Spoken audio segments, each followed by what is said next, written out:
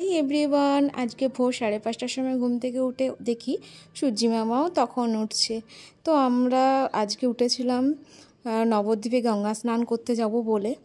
তো আমরা বেরিয়ে পড়েছি। দেখো, আর রাস্তায় কি সুন্দর কৃষ্ণচূড়া রাধাচূড়া গাছগুলো এত সুন্দর লাগছিল, ফুলগুলো ফুটে একদম খুব সুন্দর কালার হয়ে আছে চারিদিকে। তো এই দেখতে দেখতে আমরা পৌঁছে গেছিলাম নবদ্বীপ। তো ব্রিজের উপর উঠে পড়েছি। ব্রিজটা ক্রস করেই আমরা চলে যাব ঘাটে।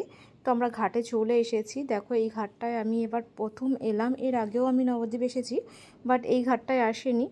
আর সমস্ত ঘাট নাকি এখন এরকম টাইপের বাঁধিয়ে দিয়েছে খুব সুন্দর করে, দুপাশে খুব সুন্দরভাবে ওরা রেলিং করে বাঁধিয়ে দিয়েছে। তো দেখো, এখানে অনেকেই এসেছিলো স্নান করতে।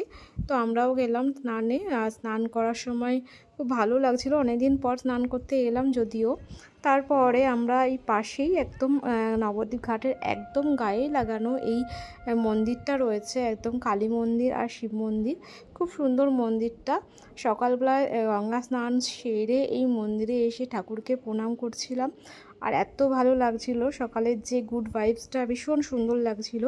তো আমরা চলে গেছিলাম ভেতরে, এবং ভেতরে প্রথমে ভাবছিলাম যে দরজাটা খোলা না, সেই জন্য বাইরে থেকে ভিডিও করছিলাম। তো তারপর দেখলাম দরজাটা খোলাই ছিল। তো ভেতরে গিয়ে আমরা আগে শিব মন্দিরে গেলাম, শিব ঠাকুরটাকে খুব সুন্দরভাবে কাছ থেকে দেখলাম এবং প্রণাম করলাম। এত শান্তি মনে হচ্ছিল। তারপরে পাশেই কালী মন্দিরটা ছিল, মানে একই সঙ্গে যেহেতু। আর মন্দিরে গিয়ে একটু ঘন্টা বাজিয়ে মাকে দর্শন করে প্রণাম করলাম। ওখান থেকে বেরিয়ে আসলাম গৌরাঙ্গ বিহারে, এই মন্দিরটায়। মন্দিরটা আগে পড়ে, তারপরে ঘাট শ্মশানের দিকে যেতে গিয়ে এই মন্দিরটা করেছে। তো আমরা ফেরার পথে ঢুকেছি, যাওয়ার সময় খোলা ছিল না।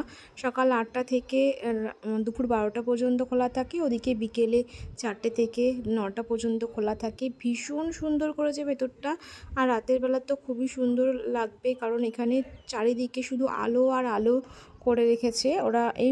এই যে বড় শিব মন্দিরটা আছে, চারিপাশ দিয়ে খুব সুন্দর আলো দিয়ে রেখেছে, যেগুলো দিনের বেলায় তোমরা গেলে দেখতে পাবে না।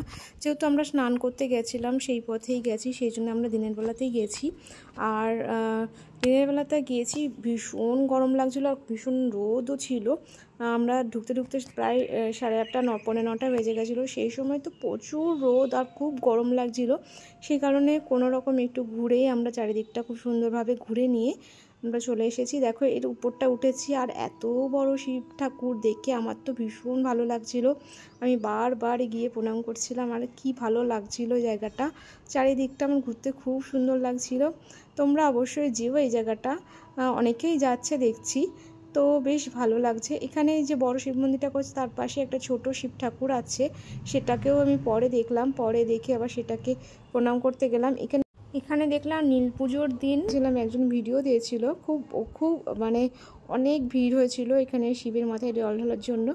আর সেটা দেখেও আরও আমার এখানে আসার খুব ইচ্ছা হয়েছিল।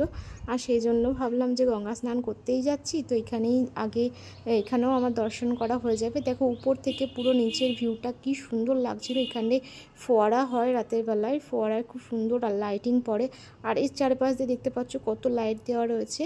ঠিক এই শিব ঠাকুরটার গায়ে লাইটিংগুলো ফেলে, আর ভীষণ দেখতে ভালো লাগে।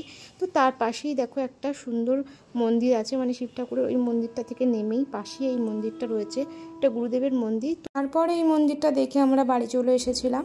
তো তোমাদের কেমন লাগলো ভিডিওটা জানিও, ভালো লাগলে লাইক করে দিও, একটা শেয়ার করে দিও। বাই।